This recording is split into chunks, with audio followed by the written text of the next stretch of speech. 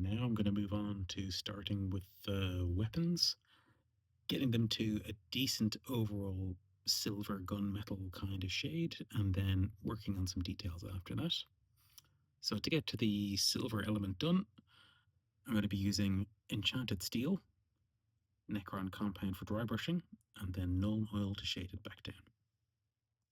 Here's the Enchanted Steel coat. So it's quite a dark metallic, gives some nice coverage, and we'll be able to get some good contrast with that when I do the dry brushing with the Necron compound. Here they are after a dry brush of Necron compound. So that gives us a brighter metallic, but also accentuates the edges, the points, and that angle change as the blade goes to the flat section. The Nuln Oil helps to even out the colour, but also helps to better define some of the details, like the little power rod on the side of the power sword that's going to deliver the electricity. So after this, I'm going to try and put on some electric effects to really show off the fact that they're power swords rather than just regular swords.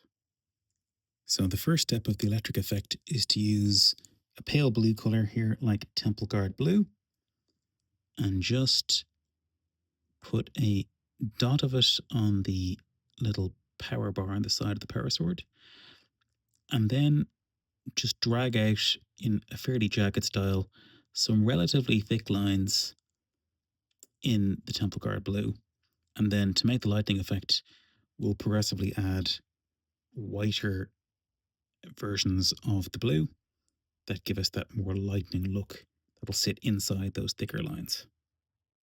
So you can see here I've just added bits of white to the blue colour and put thinner lines inside the thicker lines that were darker, and then eventually working all the way to just white, so a little white dot on the power bar on the side of the sword, and then a small amount of white immediately around that to give the sense of that being the hottest part of the electricity. And just did that on all the power swords. There's all three of them. You can see the effect's fairly simple, pretty effective, doesn't take very long at all.